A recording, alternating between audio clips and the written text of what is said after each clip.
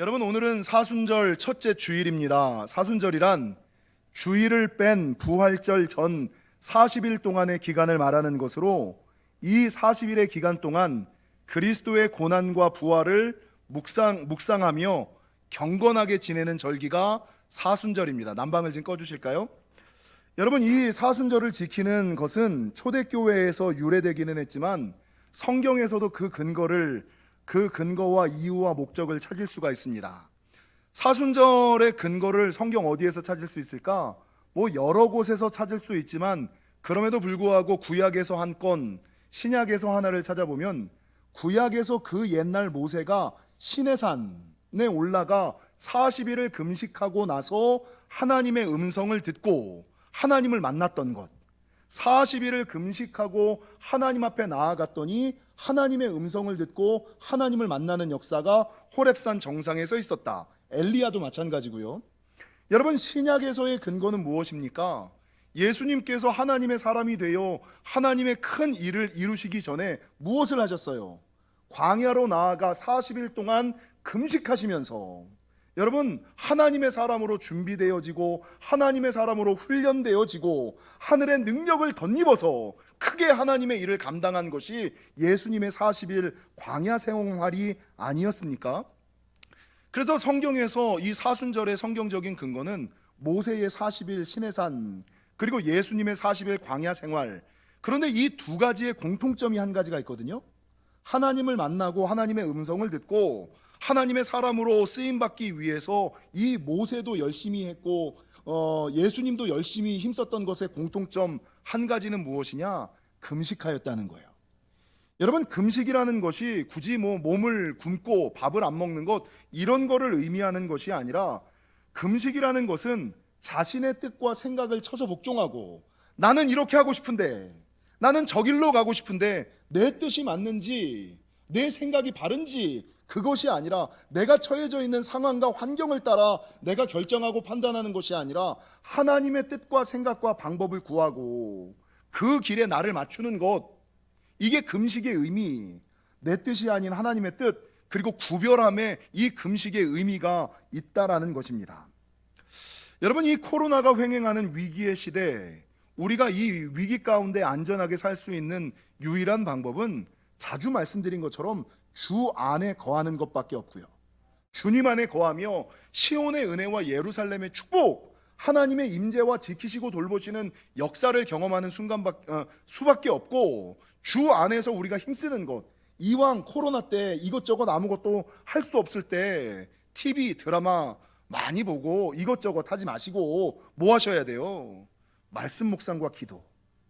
그리고 이렇게 시간이 많고 힘들고 어려울 때 오히려 하나님을 가까이 하는 것 가운데 요즘에 가장 중요한 것, 한국의 영적인 목회자들이 동일하게 이야기하는 것들이 있어요. 그게 뭔지 아세요? 성전 기도. 아무 데서 기도하지 말고 일주일에 한 번이라도, 일주일에 한 시간이라도 하나님의 성전에 나와 기도하는 것, 성전 기도. 그리고 이 사순절 기간 2021년 영지교회가 여기에 더욱 힘쓰게 원하는 것은 무엇이냐? 금식하며, 이 금식은 구별하며, 그냥 기도하지 말고 구별하며 기도하는 것, 이 성전 기도와 금식 기도가 여러분, 이 위기의 시대에 우리를 지키는 유일한 방법이 아닐까. 바라는 것은 2021년 이 한 해 동안 하나님을 가까이 하시는 저와 여러분이 되셔서 하나님을 가까이 하는 자들에게 주시는 하나님의 네 가지 축복 기억하시죠?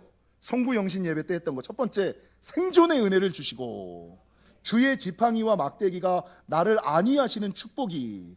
그리고 여러분 뭡니까? 세 번째가 뭐냐면 주님의 인도하시어 천국에서 영접하실 뿐만 아니라 살아있는 동안 기쁨을 누리는 저와 여러분이 되시기를 주님의 이름으로 간절히 축원합니다. 그래서 2021년 영지교회는 이 사순절 기간 동안에 여러분들에게 이 사순절 말씀 읽기 카드를 구역장들을 통해서, 교회학교 선생님들을 통해서 전부 다 배부를 했고요. 매일 아침 8시 카카오 채널에 이 말씀 카드와 말씀이 띵똥띵똥 올라가요. 받고 계시죠? 제가 요즘에 온라인 예배를 하면서 신경 쓰는 게 한 가지가 있어요. 그게 뭐냐면 구독자 수와 구독수.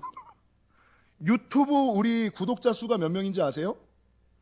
485명, 484명, 485명으로 올라갔다가 484명으로 떨어지고 다시 올라갔다 떨어지고, 이게 왜 그러냐면 두 번 누르면 취소가 되는 거예요, 여러분.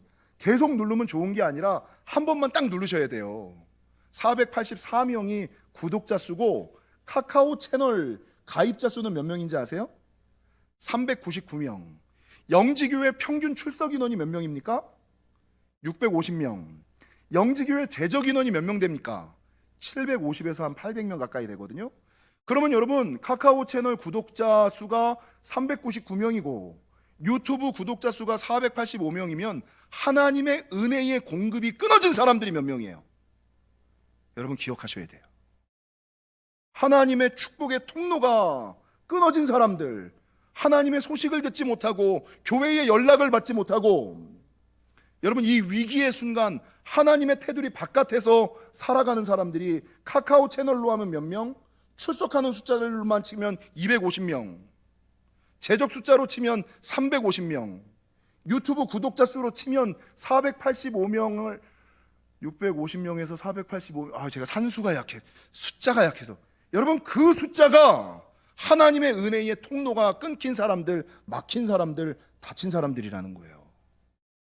여러분 이 시대에 유일하게 복음을 전하고 하늘의 은혜를 공급받을 수 있는 유일한 방법, 선교하고 전도할 수 있는 방법은 그 수밖에 없어요. 그래서 여러분 주변의 사람들에게 어떻게 하든 카카오 채널, 그래서 여러분 좀 아침에 8시에 띵똥띵똥 오는 거 귀찮아하지 마시고 채널 나가기 누르지 마시고 소리 끄기, 알람 끄기를 하시면 돼요. 띵똥띵똥 안 오는 그거 누르면 소리 안 나거든요. 그래서 어떻게 하든지 간에 교회의 소식과 은혜의 통로를 좀 열어두시기를. 하나님이 역사하시고 싶은데 역사할 길을, 여지를 안 주는, 여러분 목회를 하면서 성도들이 목회자나 하나님께 바라는 게 있어요. 왜 하나님이 나에게 직접적으로 개입하지 않으시지, 간섭하지 않으시지, 역사하지 않으시는지를 막 얘기하는 사람이 있어요. 근데 보면 목회자가 그 영혼에게 가까이 가려 그러면 여러분 최소한 내가 가까이 갈 수 있는 여지와 길을 열어둬야 내가 가잖아요. 근데 자기는 그 여지를 꽁꽁 막아놨어. 위기의 순간에 왜 나를 강권해 주지 않았냐고, 역사해 주지 않았냐고 하는 사람들이 너무나 많아요. 그래서 최소한 신앙생활하고 믿음생활할 때 하나님께서 역사하실 수 있는 은혜의 통로는 열어두셔야 돼요. 최소한 교회에 등록은 해두셔야 돼요. 교회 소식은 들으시고, 그래야 누구를 통하여든 하나님의 음성과 은혜와 축복이 공급되는 거지, 내가 끊어버리고 내가 잘라버리고 나서 왜 하나님이 역사하시지 않습니까? 그럼 코로나 걸리고 나서 이제 땅 치는 거예요. 이게 그래서 여러분 여지를 열어, 제가 이 얘기 하려고 하는 게 아니었는데 어찌됐건 사순절 40일 기간 동안, 부활절이 4월 4일이거든요 주일을 뺀 40일 동안 매일 아침 8시 카카오 채널에 올라오는 본문의 말씀과 기도 제목을 붙잡고 매일 매일 기도 카드, 이 성경 읽기 표 이런 거 붙잡고, 그리고 하늘 곡간, 이거 설교 뒤에 할 텐데 하늘 곡간 이런 걸 보시고 말씀 묵상하시고 기도하시고 일주일에 한번 성전 기도하시고, 여러분 하루에 하나 상황과 여건이 허락되시는 분들, 조금 더 영적인 욕심이 있으신 분들은 구별하셔서 금식하셔서 하늘의 은혜와 은총이 있으시기를, 하나님을 가까이 하는 자에게 베푸시는 하늘의 은혜와 은총을 경험하시는 저와 여러분이 되시기를 축원합니다. 여러분 그래서 앞으로 이 사순절 기간에는 모든 교회의 예배와 모임이 이 사순절 매일 말씀으로, 새벽 예배도 우리가 지금 갑자기 2주를 연장하긴 했습니다만 앞으로 새벽 예배가 열리면 이 말씀으로 전할 거고요, 주일 예배도 이 말씀으로 전하고, 다 이 말씀으로 전하고, 특별히 여러분 말씀을 묵상하고 나서 큐티에 익숙해진 사람들, 큐티의 끝이 뭐냐면 말씀을 묵상하고 적용하는 거거든요. 근데 이 적용이 한계가 있어요. 그래서 요즘에 큐티 하는 사람들이나 말씀을 연구하는 사람들이 뭐라 그러냐면, 말씀을 묵상하고 개인 적용하는 것으로 끝나서는 절대 안 된다, 여기에 한 단계가 더 넘어가야 된다. 그게 뭔지 아세요? 말씀 묵상과 적용 이후에 뭐가 있어야지 돼요? 나눔이 있어야지, 나눔. 그래서 혼자 집에서 성경 읽기 잘하는데 묵상 잘하고 기도는 잘하는데 여기서 끝나면 은혜는 누구만 받아요? 나만 받는 거예요. 여러분 조금 힘들고 어려워도 내가 받은 은혜를 누군가에게 나누고 흘러보내야지 돼요. 그래서 여러분 큐티의 끝, 신앙의 끝은 뭐예요? 목사님 내가 무슨 은혜를 내가 받은 게 맞을까요? 여러분 틀려도 상관없어요. 하나님께서는 감동 주시는 게 다 달라요. 조금 모자라도 상관없어요. 근데 신앙의 끝, 믿음의 끝, 큐티의 끝은 나눔이에요. 나눔. 그래서 여러분 하늘국간까지 꼭 들어오셔요. 구역장님들은 당연히 하늘국간 하셔야지 되고요, 교회의 지도자들도 당연히 하늘국간 하셔야 돼갖고 아무리 거룩해도 자기 혼자 거룩하고 능력 있는 거지. 여러분 정말 능력 있는 사람은 하나님이 주신 그 능력을 하나님을 위하여, 교회를 위하여, 영혼을 위하여 나누는 사람이거든요. 혼자 거룩해봤자 자기 혼자 거룩한 거예요. 무슨 의미가 있어? 자기 혼자 거룩하고 자기가 아무리 영적으로 깊어도 그게 무슨 의미가 있어? 자기 혼자 홀리한 거지. 하나님께서 그렇게 영성을 부어주신 이유가 뭐예요? 그 영성 가지고 영혼을 살리고 교회를 세우고 하나님 나라를 확장하라는 거지. 그래서 여러분 신앙의 끝은 나눔이에요. 믿음의 끝은 나눔이에요. 큐티의 끝은 나눔이에요. 그래서 하늘국간까지 꼭 하셔야지 됩니다. 받은 은혜 나누고 전하고 베풀고, 이게 선교고 전도고 이게 하나님 나라 확장의 사명이다. 오늘은 사순절 첫째 주일 말씀으로 산상수훈, 그 중에서도 팔복의 말씀에 대해서 간략하게 좀 전하고 넘어가고자 합니다. 여러분 예수님께서 공생의 기간 동안에 우리에게 수많은 주옥 같은 가르침을 주셨는데, 그 가르침 중에 가장 위대한 가르침을 굳이 뽑으라면 다 위대한 가르침이에요. 근데 그 중에서도 주님이 우리에게 가르치고자 했던 핵심적인 가르침을 두 가지를 뽑으라 그러면 두 가지를 뽑을 수가 있는데, 첫 번째가 뭐냐? 회개하라 천국이 가까이 왔느니라. 이건 예수님의 가르침의 가장 중요한 거. 회개하라 천국이 가까이 왔느니라. 여러분 회개하라 천국이 가까이 왔느니라라는 게 무슨 의미인지 아세요? 내세에 대한 소망을 좀 가져라, 영원에 대한 소망을 좀 가져라, 이 뜻이에요. 근데 단순하게 그러면 천국이 가까이 왔느니라만 얘기를 했겠죠. 근데 그 앞에 뭐가 붙었어요? 회개하라. 그건 내세에 대한 소망 가운데 현재에 대한 반성과 성찰을 해야 된다. 이게 회개하라 천국이 가까이 왔느니라의 참된 의미예요. 내세에 대한 소망 가운데 현재 내 생활, 성회 수요일, 제예 수요일이 뭐라 그랬어요?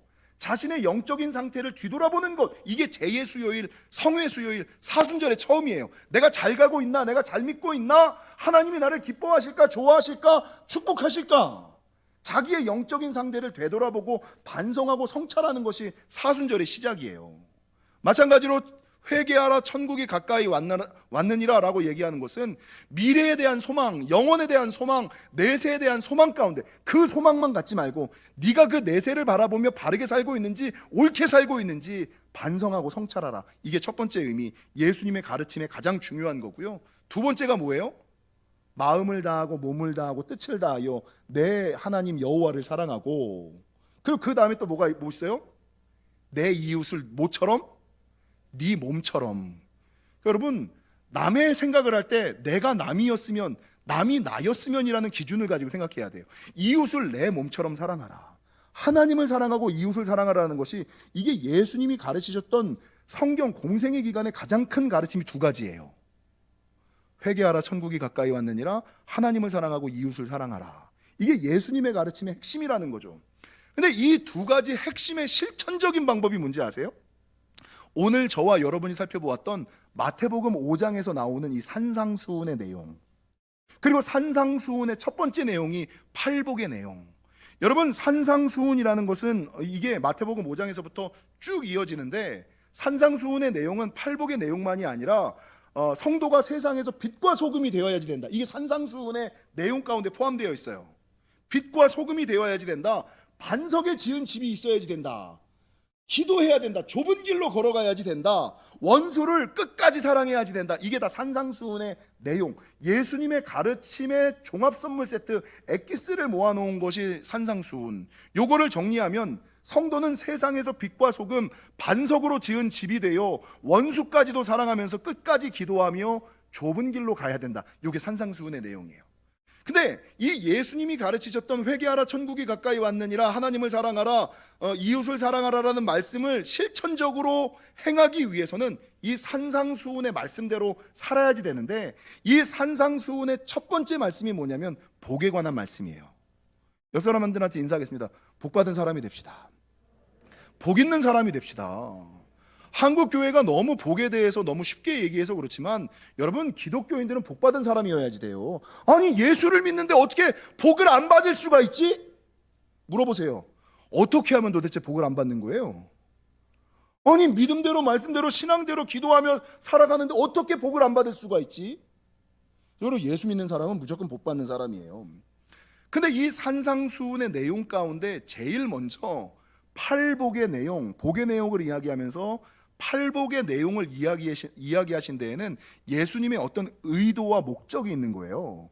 왜 예수님께서 산상수훈을 이야기하시면서 팔복을 제일 먼저, 빛과 소금이 되라, 원수를 사랑하라, 이런 말씀을 먼저 하지 아니하시고 복의 사람, 여러분, 내가 복받아야 남들도 사랑할 수 있는 거예요.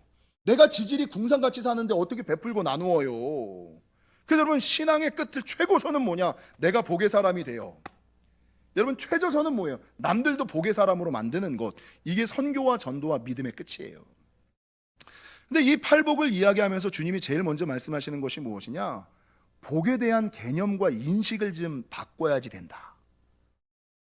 여러분, 세상에서 말하는 복이 뭐예요? 우리가 일반적으로 생각하고 있는 복의 개념, 건강하고 물질 많고 명예와 권력과 능력을 좀 가지고 사람들에게 인정받고, 그러니까 물질과 소유와 누림과 가짐, 이런 것들이 우리는 복이라고 생각하잖아요.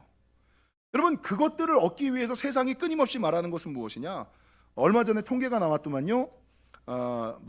신앙의 성경의 말씀대로는 성공할 수 없다라고 우리나라의 청년들이 생각한다며요. 40몇 %가. 그러니까 성경의 방법대로, 하나님의 방법대로는 성공할 수 없다는 거야. 그런데 여러분, 성경에서는 세상 사람들, 우리들은 축복은 소유와 누림과 가짐과 물질, 이거라고 생각하는데 성경에서 우리에게 끊임없이 요구하는 건 뭐예요? 베풀라, 나누라, 섬기라, 버리라. 여러분, 오늘 본문을 보세요. 오늘 본문, 예수님께서 오늘 마태복음 5장에서 복 있는 사람이라고 이야기할 때 마태복음 5장에서 얘기하는 이 복 있는 사람은 돈이 많은 사람, 건강이 많은 사람, 자녀가 많은 사람, 명예가, 권력이, 능력이 많은 사람이 아니라 심령이 가난한 자, 애통하는 자, 온유한 자, 의에 줄이고 목마른 자, 긍휼히 여기는 자, 마음이 청결한 자, 화평케 하는 자, 의를 위하여 박해를 받는 자, 이런 사람들이 복이 있는 사람들이다 라고 말씀하고 있지 않습니까? 여러분, 이 본문을 통해서 우리가 기억해야지 되는 거, 참복이 무엇인지를 분명히 깨달으라. 그리고 재밌는 것은요, 이 말씀을 묵상하면서 참복은 보세요. 심령이 가난한 자, 애통하는 자, 온유한 자, 의에 줄이고 목마른 자, 긍휼히 여기는 자, 마음이 청결한 자, 화평케 하는 자, 이게 다 어디에 속한 거예요? 소유에 속한 것이 아니라 마음에 속한 거예요. 그러니까 마음이 부자인 사람이 부자지 소유가 많은 사람이 부자가 아니에요. 여러분, 자주 얘기하지만 돈이 많은 사람이 부자가 아니라 돈을 잘 쓰는 사람이 부자예요. 돈이 많은 사람은 그 아들이 부자지 자기는 부자가 아니야. 자기는 많이 가지고 있을 뿐이지 쓸 줄 모르는데 뭘 부자야. 여러분, 성경에서 말하는 복의 개념도 그거예요. 어떤 소유와 가짐과 누림과 이런 것들이 아니라 여러분, 마음에 관련된 거. 그래서 오늘 이 팔복을 통하여 주님이 말씀하시는 가장 중요한 것은 세상이 이야기하는 복의 개념과 하나님이 이야기하시는 참복의 개념을 좀 깨달아라. 구분하고 깨달아라. 그리고 그러면서 예수님이 참복은 소유에 있지 아니하고 어디에 있다고요? 마음에 있다. 여러분, 제가 가난해 보여요? 네, 제가 어저께 목회자 모임에 갔는데요. 네, 목사들이 다 집 한 채씩 가지고 있더만요. 어떻게들 그렇게 집 한 채씩 가지고 있는지. 여러분, 교회는 내가 제일 큰데 나만 집이 없어. 여기 화평교회 목사님도 집 없고 우리 둘만 집이 없고 다 하여간. 근데 여러분, 제가 가난해 보여요? 제가 없어 보여요? 제가 이렇게 좀 그렇게 보이든가요? 아니요, 전혀. 복은 소유에 있지 않습니다. 복은 마음에 있습니다. 마음. 성경에서 은사를 이야기할 때 많은 사람들은 외적 은사 좋아하죠. 귀신을 쫓고 병을 고치고. 근데 성경에서 참다운 은사를 뭐라 그래요? 갈라디아서 5장에서 내적인 은사, 사랑과 희락과 온유와 화평과 오래 참음과 자비와 양성과 충성과 이런 거. 여러분, 진짜 능력은 마음에 있어요. 소유는 다 마음에서 온다 라고 성경은 분명히 말씀하고 있다라는 것입니다. 그래서 여러분, 이 사순절 첫째 주일 기억하셔야 되는 것은 참복이 무엇일까? 참복을 얻기 위해서는 이 사순절 기간 동안에 금식하시고 기도하시고 말씀 읽으시면서 뭘 좀 가꾸셔야 돼요? 소유를 늘릴 생각하지 마시고 마음을 좀 가꾸셔야 돼요. 마음을 좀 가꾸는 일들을 하셔야 된다. 특별히 제가 말씀을 묵상하면서 이 마태복음 5장의 말씀은 저와 여러분이 너무나 많이 들었던 말씀이라 굳이 팔복에 대해서 말씀드릴 필요는 없고요. 지난 주간에 묵상하면서 이 마태복음 5장 산상수훈 팔복의 말씀을 통하여 하나님이 저에게 주셨던 감동은 하나, 오늘 본문 11절과 12절을 좀 보실까요? 11절, 나로 말미암아 너희를 욕하고 박해하고 거짓으로 너희를 거슬려 모든 악한 말을 할 때에는 너희에게 복이 있나니. 여기서 말하는 때, 나로 말미암아 믿는 사람들을 욕하고 믿는 사람들을 박해하고 거짓으로 너희를 거슬러, 되게 중요한 말입니다. 모든 악한 말을 할 때, 먹사, 교회가 아니라 막 이런 때. 저는 여기서 말하는 때가 지금 우리가 살고 있는 때라는 생각을 분명히 갖습니다. 제가 지난 주간에요, 기사와 사진을 몇 장 봤거든요. 지난 2월 1일 보건복지부가 공식적으로 방역총괄 반장을 통해서 TV에 나와서 발표하기를 뭐라고 발표했냐면요, 대면 예배를 통한 감염은 사실상 없다. 사실상 거의 없다. 보이시죠? 기사 제가 갖고 온 게 아니에요. 지난 2월 1일 보건복지부가 공식적으로 방역총괄 반장을 통해 발표하길 대면 예배를 통한 감염은 사실상 거의 없다. 아예 없다는 거예요. 거의 없다. 진짜 몇 명은 있지. 그 다음에 질병관리청 발표에 의하면 지금까지 신천지로 말미암는 감염을 빼고 교회를 통한 감염 전체, 교회를 통한 감염의 전체의 퍼센티지는 8.2%밖에 안 된다. 많이 잡아도. 적게 잡으면 6.8%고 이것저것 다 갖다가 붙여 신천지를 뺀 이단까지도 다 포함해서 교회를 통한 감염의 퍼센티지는 8.2%밖에 안 된다. 그런데 그 다음 통계가 하나 더 나왔어요. 저것도 여러분 어딥니까? 질병관리청 발표예요. 제 발표가 아니에요. 근데 그 다음에 그러나 그럼에도 불구하고 여론과 미디어에서 한국에 있는 모든 사람들은 교회가 코로나의 온상과 진원지라고 44%가 생각한다. 실제적으로는 몇 프로요? 많이 잡아도 8.2%.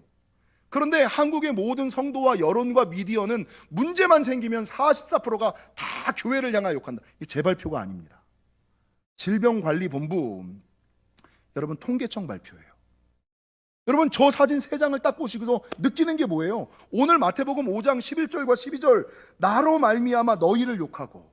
여러분 우리가 욕먹을 이유가 뭐가 있어요? 예수 믿는다는 이유 하나만으로 나로 말미암아 너희를 욕하고 박해하고, 교회에 왜 그렇게 통제가 많고 그런지, 더 나아가 거짓으로 8.2%밖에 안 되는데 44%인 것처럼 거짓으로 너희를 거슬려 모든 악한 말. 제가 어디 가서 요즘에는 목사라는 말을 못해요. 아유 나 진짜 제가 숨기진 않습니다만 막 진짜 막 여기서 부글부글해서 한마디 하고 싶은데 이걸 참느냐고 내가 진짜 이렇게 막 말하면 싸움밖에 안 나니까. 그래, 인내해야지, 사랑해야지, 이해해야지, 용서해야지. 미디어에서 누가 막 교회가 목사가 막 뭐라 그래도 잘못했습니다. 죄송합니다. 더 기도하겠습니다. 여러분 이 시대에 오늘 11절에서 얘기하는 나로 말미암아 너희를 욕하고 박해하고 거짓으로 너희를 거슬려 모든 악한 말을 할 때에, 그때 주님께서 뭐라 그러세요? 너희는 오히려 뭐 하라고요? 12절, 기뻐하고 즐거워하라. 왜?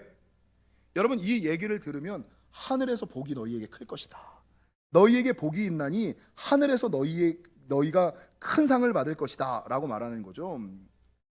여러분 이참에 교회를 떠나거나 하나님을 부정하지 말고 기뻐하고 즐거워하시기를. 왜 그럴까? 제가 오늘 아침에 새벽에 생각을 하는데, 하늘에서 상이 클 뿐만 아니라 이번 계기를 통해서 사단과 마귀가 어떻게 하든지 간에 교회를 무너뜨리고 성도들을 교회 안에서 빼내갈 거예요. 교회를 흔들 거예요. 제가 얘기하지만 이 코로나 시기를 딱 끝나고 나서 진짜 믿음의 사람과 가짜 믿음의 알곡과 가라지가 딱 나뉠 거예요. 알곡과 가라지가 분명하게 나뉠 거예요. 그때까지 붙어 계시기를. 근데 보십시오. 마귀도요, 자기 편이 아닌 사람, 마귀는요, 자기 편인 사람은 안 건드려요. 자기 편인데 못하러 건드려. 건드렸는데 내가 이익 볼 게 없어. 뺏을 게 없어. 아무것도 없는 사람은 안 건드려요. 자기 편인 사람은 건드리지 않고 쥐뿔 아무것도 없는 사람은 건드리지 않아. 그럼 어떤 사람을 건드려요? 자기 편이 아닌 사람. 마귀 편이 아니면 우린 어디 편이에요? 하나님 편이죠. 여러분, 마귀가 그렇게 교회와 우리를 힘들게 하는 이유는 나에게 뭔가 빼먹을 만한 뭔가가 있어. 마귀가 가지고 가고 싶은 뭔가가 있어. 이게 뭐예요? 천국을 소유하고 있다는 증거예요. 천국의 상급을 소유하고 있다는 증거예요. 그러니까 마귀의 장난과 유혹이 있으면 기뻐하고 즐거워하시면서 내가 하나님의 사람이라는 증거구나. 내가 하나님의 사람이 아니면 마귀는, 그래서 여러분 잘 생각하셔야 돼요. 많은 사람들이 나는 영권이 세고 능력이 세서 마귀가 안 건드려. 진짜 그럴까? 건드릴 필요가 없어서 안 건드리는 사람 많아요. 저 집사는 기도하는데 왜 그렇게 영적인 트러블이 많아? 왜 영적인 트러블이 많아요? 자기 편이 아니고 마귀가 뺏을 게 많으니까 건드리는 거예요. 보통 마귀가 아무것도 건드리지 않는 사람은 마귀가 건드려도 가질 게 없는 거야. 뺏을 게 없는 거야. 야, 쟤는 내버려둬도 내 편이야. 마귀의 시험과 장난에 놀아나는 사람들, 장난에 이렇게 받는 사람들은 나는 여전히 내가 아직까지 하나님의 편이구나. 내가 여전히 하나님의 편이라는 증거고, 마귀가 나에게 빼먹을 만한 은혜와 축복이 아직까지는 천국이 나는 소유하고 있구나라는 증거로 믿으시는 저와 여러분이 되시기를 주님의 이름으로 간절히 축원합니다. 사랑하는 성도 여러분, 위기의 시대, 이 위기 가운데 안전할 수 있는 유일한 방법은 주 안에 거하는 방법밖에 없습니다. 주 안에 거하며 그냥 시간 허비하지 마시고, 그 옛날 엘리야가 40일 동안, 그 옛날 예수님께서 40일 동안 말씀 묵상하시고 기도하시고, 그리고 그냥 말씀 묵상과 기도는 항상 하는 거잖아요. 여기에 조금 특별함을 더하셔야죠. 뭡니까? 구별함. 물질을 구별하든 시간을 구별하든 장소를 구별하든 내 육신을 구별하든. 육신을 구별하는 게 금시간이에요. 육신을 구별하지 못하면 시간을 구별하시고, 시간을 구별하지 못하면 장소를 구별하시고, 장소를 구별하지 못하면 물질이라도 구별하셔야지. 이게 사순절의 의미예요. 구별함, 금식의 의미예요.